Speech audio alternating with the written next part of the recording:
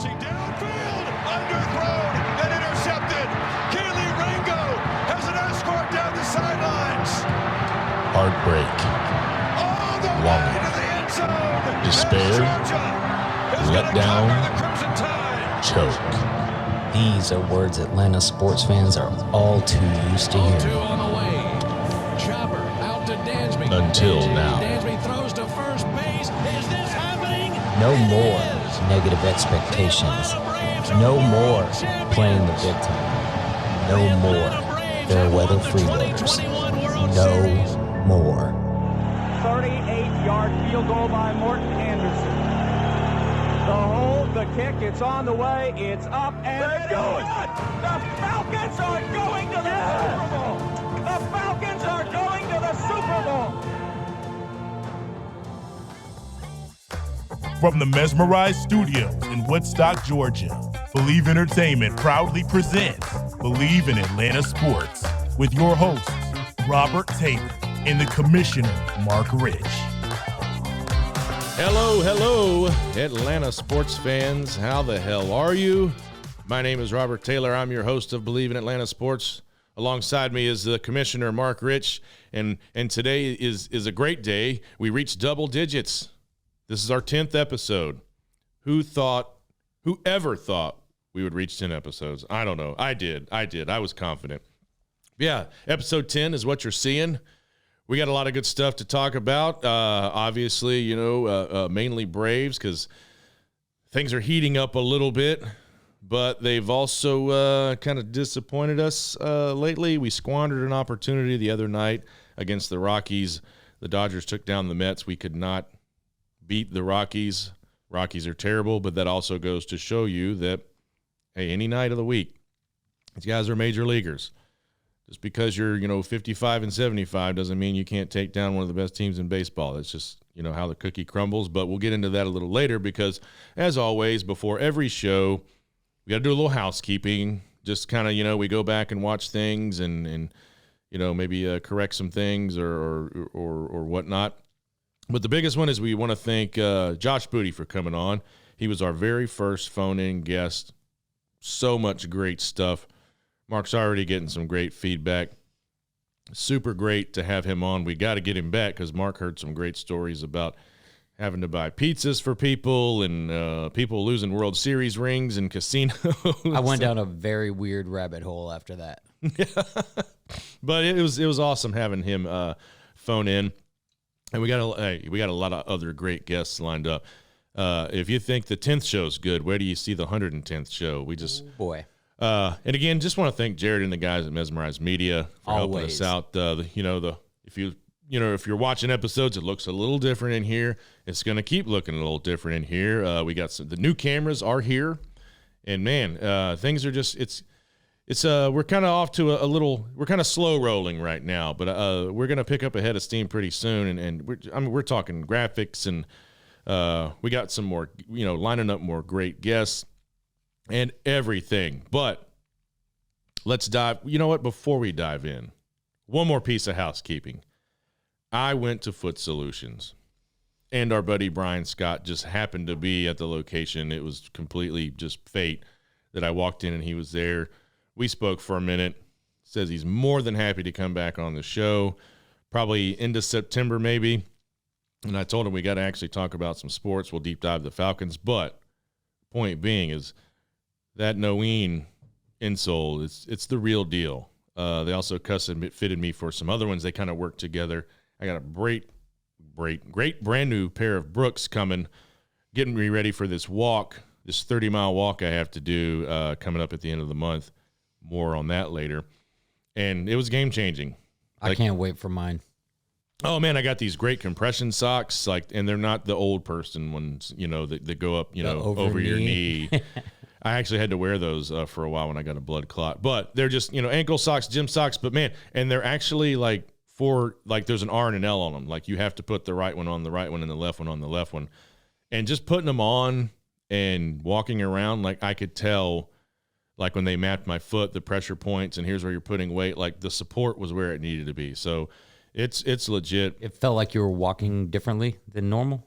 Yeah, and actually I have to when so I didn't take the shoes home because they didn't have the color I wanted. So I ordered something with some pop, and they're coming. And she said when you get them, maybe 1 hour, because it is gonna structure your foot different and contour your foot different. So you kind of got to get used to it and break it in. So I'm excited. I know I'm gonna feel the difference after I get done trucking those 30 miles. And B. Scott's gonna be down there for the walk we're doing. So maybe he'll log some miles with me or something. Who knows? Definitely going to try to meet up. But, yeah, I'm telling you, if you can get down there and I don't care what you do, basketball, you're in the gym or you just walk your dog or whatever, or if you're on your feet like Mark and I, you can't ever – this is what I say. You can't ever spend too much money on your feet. I don't care what age you are. People look at me sometimes when I tell them how much I pay for certain shoes, and I'm like, doesn't matter. Well, it's not. Yeah, it's the rest of your body that benefits. So, well, you think about it too. Like, think about with my kitchen shoes that I used to wear. I still wear them in my other job, but they don't get near as much abuse now.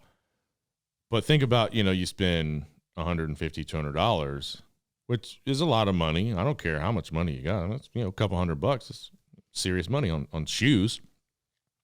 But think about it. You spend that much, and they last 2 or 3 years. But you buy a pair that's $20, $30, but in 2 years you buy 4 or 5 pairs. Same difference. People just don't see it that way. But yeah. Well, you got to go quality too, obviously, because the benefit for your entire body over the expensive ones, over the really cheap ones, are very, very noticeable. I'm ready to put them to the test. I mean, last year when I did the walk, a little sore, a little stiff, had some pretty gnarly blisters, so I'm ready to put them through the ringer and give you a full report after I do the walk. But long story short, take care of your feet. Invest in your feet. It all goes up through the rest of the body. But let's get into the Atlanta Braves.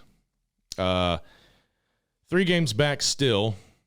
Probably shouldn't be. Couple of missed opportunities. Yes, especially in that St. Louis series. They gave up some leads late. Oh, man. But look out for the Cardinals, man. They're one of those teams that are seemingly getting hot. They made some moves at the trade deadline. This guy Montgomery they got on their pitching staff has been – man, he was with the Yankees and Gallo was with the Yankees. And those two guys, since they left the Yankees, have really upped their game. I think Gallo has the best OPS out of anybody since leaving New York, which makes you wonder – what's going on in New York. They're still a great baseball team, but there's something in the water there. Maybe not quite the environment people think it is. Who knows? There's I don't care. Something in Aaron Judge's water. Yeah. Test that, man. Yeah. I don't know. Yankees. That's probably hopefully that's the last time we ever have to talk about them on this show because I hate the Yankees. Yeah, no matter which side of my Switzerland deal I go on, we do not like the Yankees on this show. So Mets in their last 10 are 5-5. Braves are 6-4. Like I said, we squandered an opportunity against the Rockies, squandered some opportunities against the Cardinals. And again, the Twitter GMs, they all came out and they were getting down on the Braves. I'm like, it's professional baseball. And I even said on a prior show, like, watch out for that Dodgers-Mets series. That's going to be a big one, and it has been a big one. But we still have a whole month of baseball. Today is September 1st. The last regular season game, I think, is October 3rd. It's a garbage game series against the Marlins. It doesn't matter. But before that, there's a 3-game series. So Braves have some work to do. And the first one I want to talk about is we have a DH problem. Without question, right now, today. Not saying these guys can't turn it around or turn it on, through this last stretch. But I'm also wondering, and I got notes all over the place. Let me give me my phone here. But I'm also wondering, what is the solution if we can't get it done? Because Rosario is just not – he's a good outfielder. Sometimes he makes some mistakes, but he's not getting it done at the plate. He's not postseason Rosario. Not what we hoped we were bringing back. And again, with the eye surgery, maybe there's some lingering effects. Who knows? But right now, as of today, not getting it done. Poor batting average. I know I say, don't always just look at the average, look at other things, productive outs, quality at bats, this, that, and the other. But just not not really there. Grossman, again, Anthopoulos, I guess maybe had to have seen something in him to bring him in, or maybe like he couldn't get the guys that he really wanted to get, and this was an option. But serviceable piece, but not. Yeah, I mean, he struck out 3 times the other night on some bad pitches. Dansby was up. It was kind of we had 2 men on, Grossman at the plate, Dansby in the hole, and he strikes out, and it's like, man, you need a guy in that situation. Obviously, Ozuna has been MIA a little lately, just in the lineup, but kind of all season at the plate. So Heredia I think he's batting a whopping 136, not there. So it's like, what do you do? When do you sound the alarm? And I said, well, let's look one level down in AAA. What are some options? Not a lot. We have in the outfield Alex Dickerson, which he was up with the big clubs to start the season. He's down there. We have Travis Demerit, who had some early flashes. Does he make the September roster? We have Delino DeShields, who, yes, that is big Delino DeShields' son. He's down there. I looked at his stats. Okay season. And then Preston Tucker and a Jake, let me see if I get his name right, Marisnik. So that's our outfielders. 1, 2, 3. We have 5 outfielders at AAA. And maybe one of those guys comes up and gets hot or has a bat. Now, Arcia is down there. You're doing some rehab. Albies, he's back. Not back, but he's down there getting some swings, working on things. And I'll say this right now, 100%, without a doubt, Vaughn Grissom's going to left field. There's no question, right?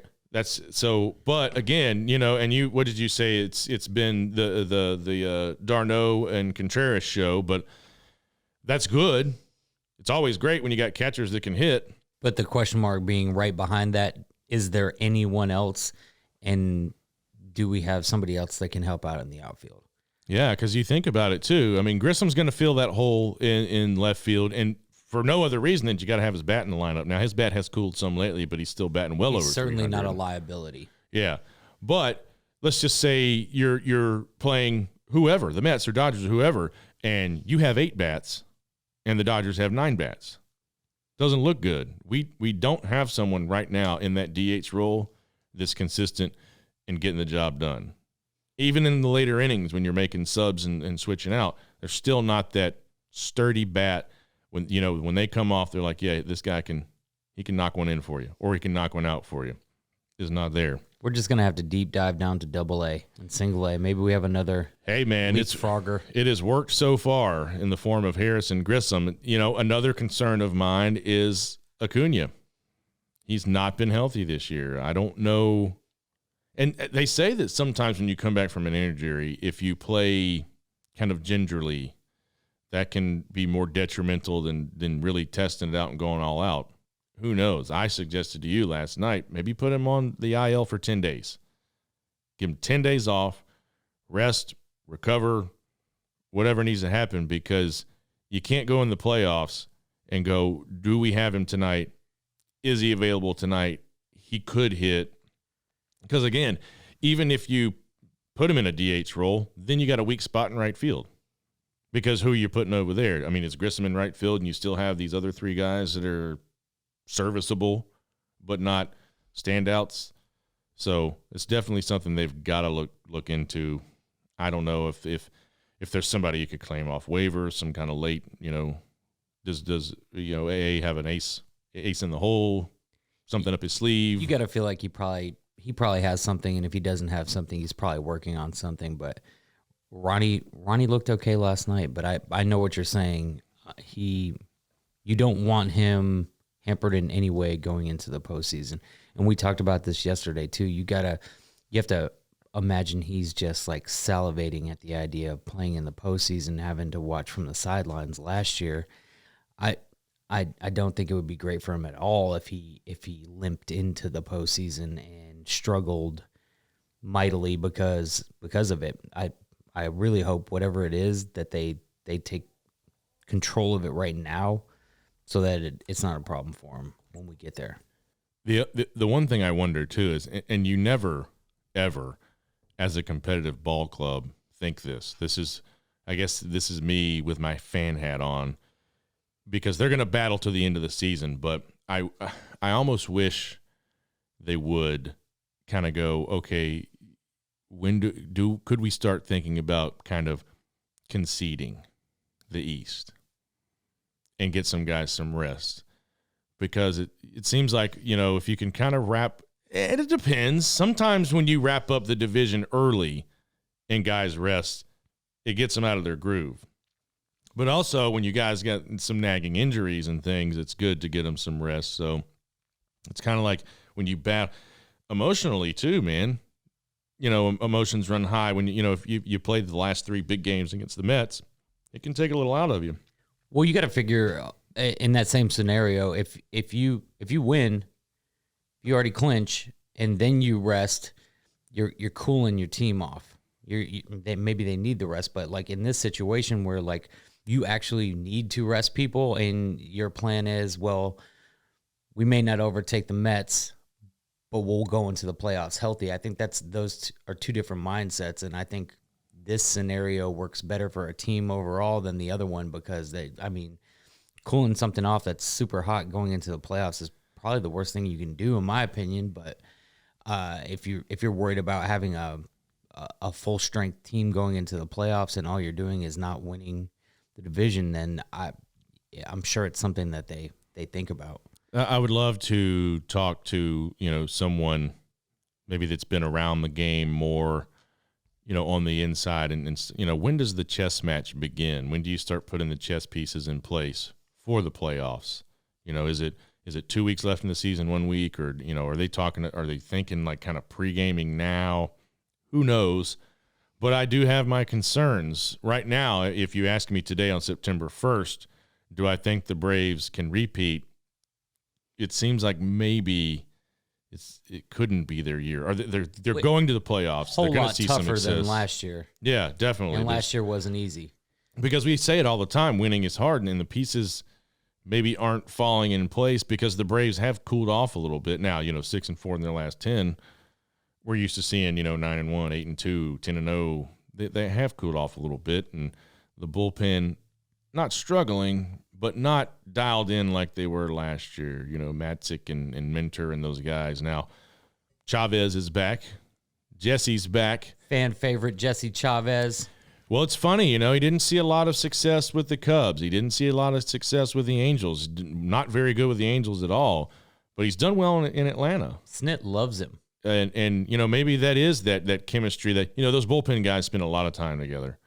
They're out there all day. So maybe there is something here, just something, chemistry-wise and the vibe and everything that, gets Chavez's mojo going. But he's somebody that can do long relief, and maybe that's what we need, because I'll tell you what, I am a little concerned about Kenley. Big time. We were talking. Well, you should be. Before the show that, he's been a lights-out dominant closer for a very long time. He'll tell you even, too, he likes it in Atlanta because he says the hotter it is, the better I pitch, But everybody has seen his delivery by now, that quirky little hip thing he does, and that very slow, deliberate delivery, and that's part of him as a pitcher. He's got the cutter. That's kind of it. He sprinkles in 2 other pitches, but the percentages of which he uses them are very, very low. We're talking in the teens. So the cutter is his dominant pitch. But the reason why it's so effective is it does have movement. He's got velocity, but that kind of slow, deliberate delivery when he kind of goes way back, kind of behind his butt, and then the release point is different too. It looks so like he's just going to lob an ephus up there, but it comes exploding out of his hand. It's, but you or I could swipe one on Kenley Jansen, and that's when you start getting in trouble. Like, Jansen's one of those closers to where either he mows you down and the inning's over, or he Will Smiths you. Yeah, or he gets a runner and that runner steals second, because anybody can steal on him. It's not good. That's when he gets in danger. And again, if that cutter ain't working, we talked about it earlier too. When I first saw him, I feel like he'd been in the league for a minute, but I feel like I was the last person to see him pitch in a game on TV, and I was like, what in the hell is happening? How is this all legal? And we were talking earlier, like the whole stealing thing. I feel like once he starts in his little routine, like breaking off to try to throw a runner off, it like something has to be illegal there. Once you start, you got to keep going and stopping to throw out a runner. Is it a balk? I don't have a clue how that whole thing works. It never seemed right to me in the first place, but clearly it's okay. But yeah, run on them all day if you want. And they do, and they will. And I always thought that little hip thing was kind of balkish. Even when he played for the Dodgers, I'd be at a game like, it's a ball. You know, and now he comes here and you're like, yeah, whatever. It's not. I'm just saying he's going to have to. They're even talking about pitch clocks. He's going to struggle with that. If they institute a pitch clock, his whole little, and apparently that's just how he gets in his mindset and how he gets set and ready to throw the ball is all that little stuff. And he's going to struggle with a pitch clock probably. If we ever get him on the show, I just need to know like where it came from. Like, did you see something? It's like my thing about how somebody created the flaming Dr. Pepper. Like, who in their right mind was sitting there with a shot glass full of amaretto, a half-empty beer, accidentally spilled some 151 on top, lit the thing on fire, and thought, let's put it out in the beer, and then drank it. You know what I'm saying? It's just weird things, weird combinations like that work. But, like, how did you get there? I mean, you know, the Flaming Moe, that was a happy accident, and it worked. Caused a little rife after it was invented, but anyway, some of you probably don't even know what I'm talking about. Which is upsetting. But it's okay. Go Google Flaming Moe, and you'll. I don't know these days. You actually be careful. Yeah. Maybe put the Flaming Moe. I'll throw in another caveat: The Simpsons. Yeah. Make sure you put Flaming Moe in there these days. You may see something that you can't unsee. I'm just saying, it could be bad, but. Yeah, you know, the Braves have an entire month to make some tweaks, and I'll give credit to Kevin Seitzer. I mean, I hope he stays the Braves hitting coach for a very long time. He's done a great job. You know, he's got Michael Harris, not that he was a bad hitter before, but that guy's spraying the ball all over the field and, you know, pulling it. And, you know, he brought his hands down. So maybe it's just putting some extra time in the cage and watching video and timing is everything in hitting too. You hear a lot of times announcers talking about, you know, the toe tap and everything. It's hand placement, it's toe tap. It's a very delicate kind of process, you know, getting your swing right and dialed in. And when it's dialed in, you know, it's dialed in. If it ain't, it ain't. I mean, it could be the one, you know, you're dropping your elbow, you're dropping your shoulder, you know, you're pulling your head out. It's so many things to the science of hitting a baseball, which is why they say it's one of the hardest things to do. But, you know, I wasn't all season until just recently. This little Cardinal series and kind of that missed opportunity against the Rockies. I was like, ooh, man, we do have a few chinks in the armor. I was riding high all year, like, hey, man, we're dominant, we're great, we don't really have a lot of problems, but we do have some things that we need to work on. But I trust Snitker. You know, like Dansby says all the time, trust the process, do the work, go through the motions, and it'll all work itself out. But what if the bus from Gwinnett carrying Ozzy, Arcia, and Soroka just rolls on into Truist and we ride off into the sunset? Yeah, it'd be great to now not rush them back, but if they could get up here and get some time in before the postseason just to knock the rust off a little bit. But I'll tell you, that's probably all that bus is bringing, because you and I were just talking about this. Our AAA team is old. Now, not old in the sense that you're thinking. Old in baseball but years. Old in baseball years. I rattled off a couple of guys that were born in the 80s. Our AAA team got some guys in their 30s. Yeah, we put the 3 in AAA. Yeah, for sure. For sure. So there is, besides a few arms, we have absolutely, and somebody out there will disagree with me, but I did, you know, looked at some guys and some profiles and some stats. There is 0 prospects. Notice I didn't say talent. They're all talented baseball players, but as far as, you know, guys that maybe could come up and make a difference, make an impact, and contribute, I didn't see a lot. Now, like I said, they're all here. Our entire farm system is here. You know, Acuna was brought up several years ago. Albies, Fried, Soroka. Ian Anderson, Kyle Wright, they're all here. Harris leapfrogged, Grissom leapfrogged. And there's probably, I haven't deep dived AAA and single A and stuff like that. And then there's a couple more sprinkled in there, but I would like to see the Braves make some moves. I don't know how you kind of, get that farm system kind of built back up. We did, the till is kind of empty down there. How does the name Drew Waters make you feel right now? I mean, he's not up with the Royals as far as I know. I know. It's just a name I constantly think about. I always watch to see what he was doing. Will he be the one that got away? I'll tell you the one that got away for Atlanta that I think about quite often, and he's probably going to be a Hall of Famer without a doubt, without question, a Cardinals Hall of Famer, Adam Wainwright. Oof, tough one. Talk about one that got away. Boy, if we would have had him. And he's kind of had a resurgence now, too, in his early 40s, That's a cool story up there, with him kind of having a resurgence, and Winnie the Pooh Holes is up there on the hunt for 700. But some moron said this, in the Twitters. They should just start feeding him pitches to get him to 700. Like, shut up, dude. Be quiet and go away. Like, just give it to him. It would be good for baseball. So it's funny that you say that too, because I saw something, and these are not the same. I just saw something pop up on, it was either Twitter or Instagram, but it was something you might not have noticed. It was the tagline on it, and it was Kobe's last game. He had 59 points. He's at the free throw line, shooting his last free throw to hit 60, and Gordon Hayward jumps in the lane to ensure that if he missed the free throw, he'd get another chance to get 60 on his way out. That is not the same as lobbing this guy batting practice balls so he can get to a certain level of home runs in his career. Kobe getting that extra point is a show of respect. Giving this man 700 home runs for free, getting him over the hump is not the same. That's not. No, go away. Be quiet. Yeah.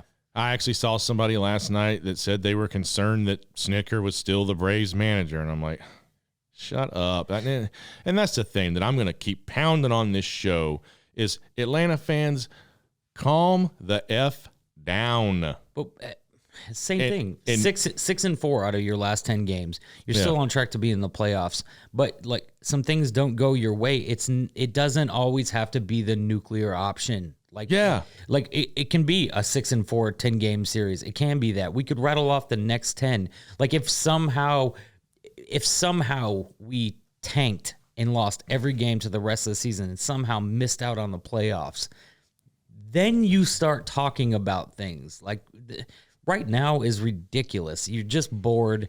You don't have anything to do. Get some better friends. Also, don't put that evil on us, Reggie Bobby. We don't talk about tanking at the end of the season. We've seen it before. We've had meltdowns. But yeah, well, it's almost like a lot of these Atlanta fans, if they don't get their way, right, they just kick and scream, and whine. Every team. It's just ridiculous. It's like, hey, man, Jansen blew a save in St. Louis. He blew it. Mm-hmm. And even me, watching the game on my couch, I was shaking my fist like, damn you, Jansen, damn it, man. But I was like, hey, you know what? Shake it off.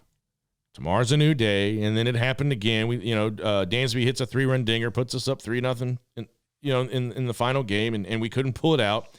And then we lose to the Rockies. But it's like, that's the game. It's competition. They're all professional athletes and better than any one of us. And you want to win more of those than you lose of those type of games. Obviously, you don't want the really close ones to always fall by the wayside because that's completely demoralizing. But it hasn't always been that way. They suck, but if you're saying what I think you're saying, you've got to charge them to the game, for lack of a better phrase. And by the way, the Mets dropped one to the Rockies too.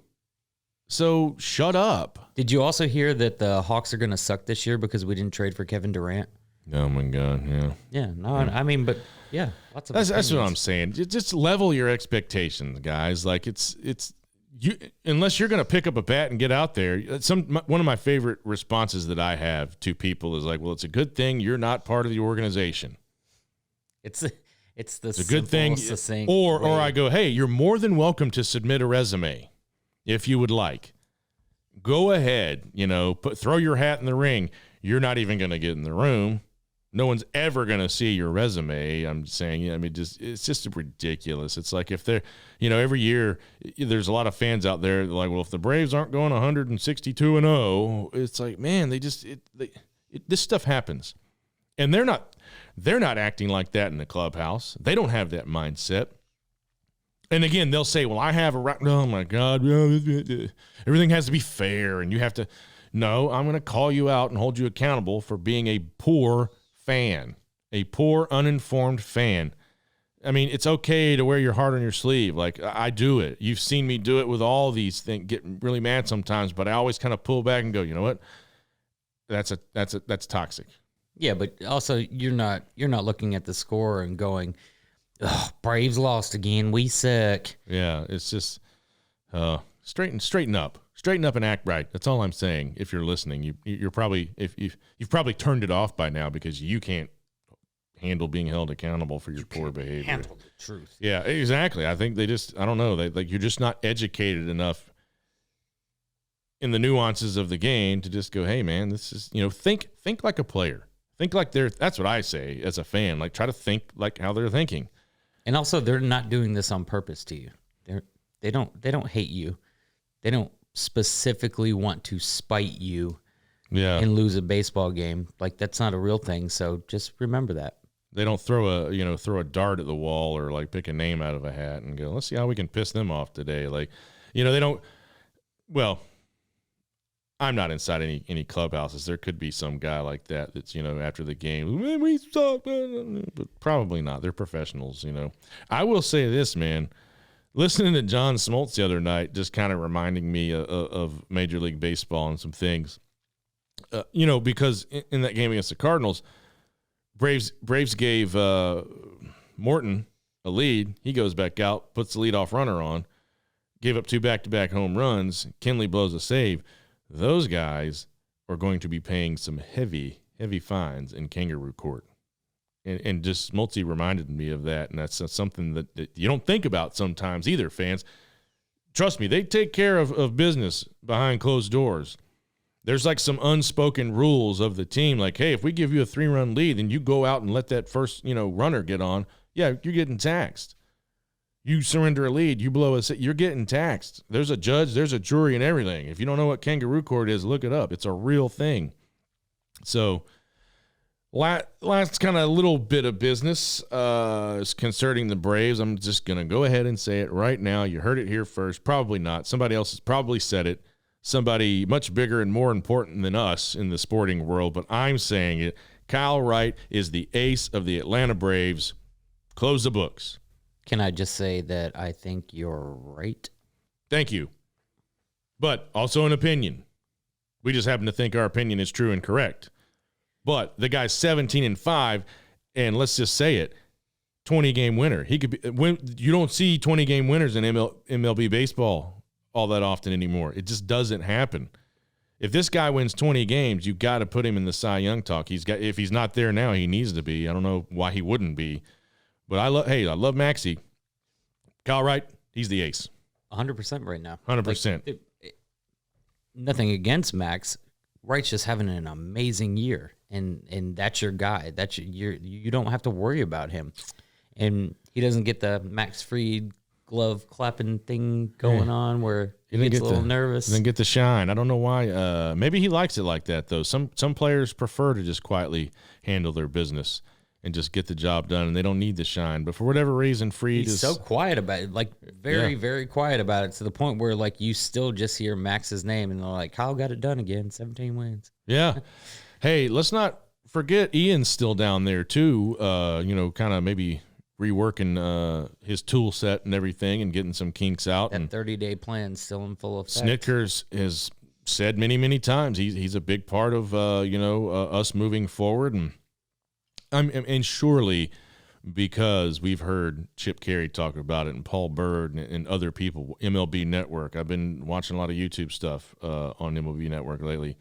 Surely, because we know, they know, he's got to develop that third pitch. He just needs another one that he can mix in there. Surely he's working on that. And the other stuff we talked about, better command at the top of the zone with the fastball. And we should have put him on that show with Josh Booty, learning how to the next great knuckleballer. Hey, you know what I saw the other day? What happened to the screwball? There's a whole article about what happened to the screwball because it's a legitimate pitch, but nobody throws it anymore. Like, maybe remember the old movie, and it's a true story about the high school coach that went up and got a chance with the Rays. He was a pitcher. He was pretty young, not young. He was pretty old, like late in life, and he made it. Who was in the movie? Oh, I don't remember, and I wish I remembered his name. But it was a guy, he just had a dream and started a journey back, and said, I want to make it to and he got a chance. He pitched in the majors. Maybe I'll start working the old arm out and become a screwball pitcher and a knuckleballer. Stop all that. We need a DH, man. Oh yeah, that won't happen. I'll be hitting little worm burners and soft liners. I'm not going yard. Trust me. You're not gonna beat the shift out there. No. I've seen it. I have seen major league fastballs. I've stood in a box and seen it, and it's insane. But I would love somehow to, just stand in the box and watch Spencer Strider hum one in there because it's got. Did you throw it in complete riot gear? Yeah, I already threw 2 past you, dude. When? I'm just gonna put this bat down and watch this time. Yeah. I just want to It's kind of like I told Brian Scott, like I want to come to your boxing gym, and by no means am I saying I can hang with it. I just want to do a little light sparring just to see the speed and the everything. Not because some of those guys be like, okay, I'm gonna knock you out. No. I respect the craft. Just want to witness it firsthand. So if some other moron spouts his mouth off, I can say, hey, I've been in the ring with a really good boxer. Trust me, you don't want none. You don't want none of that, Just be in the corner going, don't do that. Go ahead if you want, but yeah. So anyway, I'm ready. I'm ready for postseason baseball, man. I'm ready to kind of get up a watch party or something. We got Dr. Drew and some other guys, and we're gonna meet some other guys pretty soon. But I'm gonna steer away from that just for a second because September 11th, 9/11. It's on like Donkey Kong, and I just looked at the schedule and realized that the first game of the Falcons season, we play those corn dog vendors from down in New Orleans. It's Falcons Saints, first game of the season, just right out of the gate. I would love to just stick it to them. Man, no Kamara, no Michael Thomas. Well, maybe Michael Thomas. He's listed as questionable, but me too. I've been my buddy Jamie, who I tailgate with, the creator of the Falcons Wings. Yeah. Hey, man, I don't know. I might not be in town. I think I may be in Nashville for that. But if I'm here and I can get off work, me and Sellers, right? Yep. Me and Mr. Sellers are going to have a little conversation about them Falcons Wings because, hey, let me throw you a few bucks. Let me get that recipe so I can make them at home. Well, I don't know if we talked about this or not, but I have the recipe now. Well, hey, man, I'll trade Moho wings for Falcons wings, which, by the way, it's not that impressive. The rest, I've seen it. It's not. No, Mardi Gras. The Mardi Gras wing. Hey, we should not eat Mardi Gras wings as Falcons fans. We should put that on the banned substances list. Just so you know, because you said that, we have a playlist. We just went out and bought a brand new speaker for the tailgate because the other one was on its last leg. We had its farewell tour. It crackled on its way out. But we got a new speaker, and Jamie is just like dialed in when it comes to the playlist. He wants the playlist to be perfect. There is no Louisiana music on week 1. So I should cancel that Zydeco band I hired to show up and play? Please. Okay. Hey, since we're talking about that, tell everybody where you guys are at on game day, so maybe they can see this and they'll swing by and say hello. So the Bird Gang tailgate, our Bird Gang tailgate, because like I told you before, there are plenty of them. We actually post up. It's the parking lot right behind the Tabernacle. I forget what designated Falcons lot that is because we've just been doing it for so long. I just have no idea what it's called.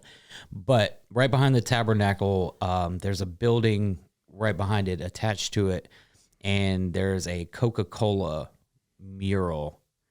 Can't miss it. No, not at all. It was a Coca-Cola mural, and they doctored it up, and it is. We tailgate right underneath it, and we have been for years now. So please stop by, say hello. We always have way, way, way too much food, and we are extremely friendly. Even if you're wearing the wrong colors, we'll talk very negatively to you with smiles on our faces. You got to find some of that barbecue sauce. What was it, like a cherry jalapeno? Oh, that's in your store. With the Falcons wings. You know what I was just thinking? Could we activate Chipper? Get him some cuts. I mean, he's I know he's pushing 50, but hey, you just got to get in there and swing the bat. I guarantee you he would be a viable option. You think his slow twitch and fast twitch muscles are still in play? I don't know if it's near the same thing, but I feel like I would trust Chipper at the plate the same way I would if I needed a 3rd and 7, I'd put T.O. In at the slot. I bet he could probably still get it done, but I hope one day I see him in a Braves uniform in the dugout. That's my hope. I don't know if it will ever happen, but I know there was some weirdness with COVID and vaccinations and stuff where he couldn't be around I don't know if that's over or like the extent of that, but I know there was a thing to where he couldn't be around the team or wasn't around the team, something. But I hope one day, besides Kevin Seitzer, I would like to see Chipper Jones as the Braves hitting instructor, or even one day skipper the whole operation. Sure. That'd be great. I think he'd be a great manager. I think, just like Snitker is, I think he'd be a player's manager. But, yeah, so let's kind of get the ball rolling along. We kind of, again, that's our kind of path here. We start down the path, and we go, oh, look, something shiny. But, yeah, is that a home game or away game of the first game of the season? Falcons home Saints. game. So in the bins, Falcons Saints. They're going to be there with their socks filled with their nickels and all that crap. And speaking of nickels, man, have you seen Pete Alonso? He looks like a sack of nickels. The dude is 27 years old, and I saw him with his shirt off, and I'm just like, how is that guy like one of the best first basemen in all of baseball? He's just running out there for dad bods everywhere. Yeah, man.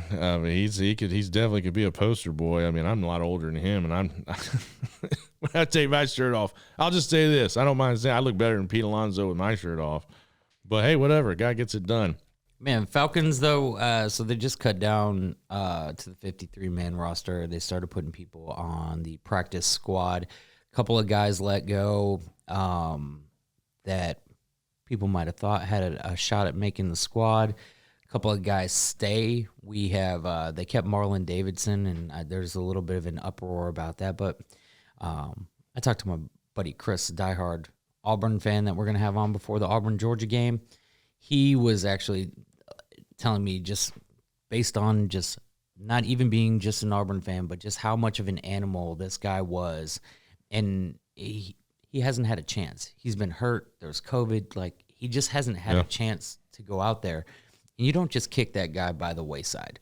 If your other options aren't like marked improvements over this man, you still have to give him his chance. Not to mention you keep him on the roster, then you put him on the PUP list or the injured reserve or whatever, then you have another roster spot. He was a pretty high-profile pick for us too. Huge. Second rounder, but he was awesome at Auburn. Where there wasn't a whole lot of awesome at Auburn, he was the awesome. You know what I mean? But we keep him, and we keep Jalen Mayfield. I think you're getting most of the flack about Jalen Mayfield, but I don't think it's too we don't know if he's going to start. We don't know what he's going to actually do. But he's on the active roster. So again, we play all our preseason games. You get a glimpse of what it can look like with Mariota under center, with Ritter under center. But we really still won't know anything till we step out on the field on the 11th, because you spend a lot of time in the preseason. There's so many question marks. There's so many things that you need to learn about your football team in the preseason that you don't have a really good grasp about what it is. You didn't see the pass rush with all our defensive starters in there. You didn't know who the defensive starters were going to be. So you hope that all the information gathered year 2 of Dean Pease defense is going to be different, but we won't see the finished product till they trot out there on September 11th.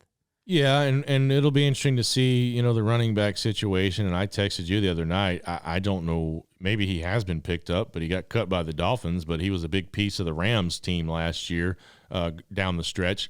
Sony Michel's out there. Sony got signed by the Chargers last night. Well, there you go. Sorry. Good for you, Walt. Yeah, I just, why not trot him out in Atlanta? But it didn't happen, so whatever. Another thing that I want to call some people out about, it's been on Twitter. Arthur Smith is not better than Dan Quinn. Why are we even talking about that? Like, the guy's only been here 1 year. No NFL coach has his system. It's just like college. You got to get guys out. You got to get your staff in. You got to get things implemented. He hasn't even been here 1 season. But let's also look at it a different way too. Like, so Kirby taking over Kirby taking over Georgia and Harsin taking over Auburn are 2 completely different scenarios. Harsin had a lot more work to do when he took over Auburn. Quinn taking over the Falcons and Smith taking over the Falcons are 2 completely different scenarios. There's a whole lot more work on the Smith side of things, and we're just getting started. So chill out. Really chill out, because I feel like one day you're going to look back and be like, man, we're actually really lucky to have this guy. What this guy did with – how much do you watch football? Look what he did with Ryan Tannehill. Stop it. Give him a minute. Like, he needs to put pieces in places to get what he needs going. And I mean, he got Dean Pease to come back to be our defensive coordinator. Like, think about how lucky you are that we're able to replace these people with these people and chill out with damning them before they get an opportunity to do their job. I'm telling you, that's the number one problem I have, and I'll never solve it, because those people can't be reasoned with. Well, and it's endless. It's endless. You could scroll for days, and you're just going to keep seeing the nonsense. So, like, it's good enough. It's enough to drive you crazy. Part of me thinks I should ignore it, but part of me is like, no, call it out and just say, look, man, I'm just trying to help you be a better, more informed, non-erratic, fan. Like, you just say these things, and it's like, do you realize what you're saying? Like, just stop and think about it. Like, the guy's literally been here 1 season. Say it if you want to, or believe it if you want to, but I'm of the mindset that, Arthur Smith played the politics game and played nice in front of everyone. Not that it was any kind of rocky, relationship or anything, but I think Matt Ryan just wasn't his guy. But because he has to go in front of the press and everything, you don't want to rock the boat. I like Matt Ryan. He's a good player, but I think ultimately, and only people within the organization know this, but I don't think Matt Ryan was his guy. And I think he's got Mariota, and they drafted a Desmond Ridder, and he's got to get the pieces in place that he wants, just like other coaches do. So to say that, and guess what? Nobody in the Falcons organization, nobody on that team is saying that. Nobody cares. They're like, he's here. Let's give what did our old buddy say? Every 3 years there's a new 5-year plan. So give the guy some time before you start popping off. Quinn was better. Right now, if you put Shanahan. Quinn's work against Smith's work, which by the way is much bigger, then yes, if you want to say that, sure. But why would you even say that? Why would you even bring it up? And you got prime. It's just if you want to compare it, but like, compare it correctly. You sound like an idiot when you do, but whatever. No, but I'm just saying, like, compare it correctly. Don't say, well, Dan Quinn is better than Arthur Smith, because we don't know that yet. Like, the sample size. Boom. There you go. We don't know yet, so you can't. So we're just, watching the clock over here and winding down. But a couple of things we've wanted to talk about, and we haven't, just because, like you said, we come up with a kind of a loose outline and what we're going to do, and then we just start talking, and it goes where it goes. But we are involved in our very first golf tournament. Mark Wohlers is going to be out on the course. Terrence Mathis is going to be out on the course. Some other guys, but it's for a good cause. It's the Experiences Foundation and the Aces Youth Home, this is their first annual tournament, Fairways of Canton, Friday, September 16th. We're going to be out on a hole. We sponsored a hole. We'll be out there talking about our show and shaking hands. And, we sponsored and everything. And kind of the Experiences Foundation is kind of similar to like a Make-A-Wish. It's a great cause. It's a great cause. And we're going to be out there.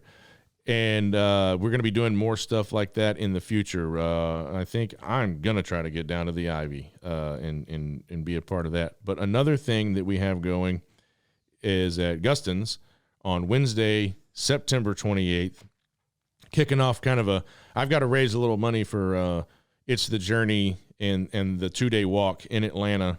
We set out that weekend, but the 28th is a Wednesday.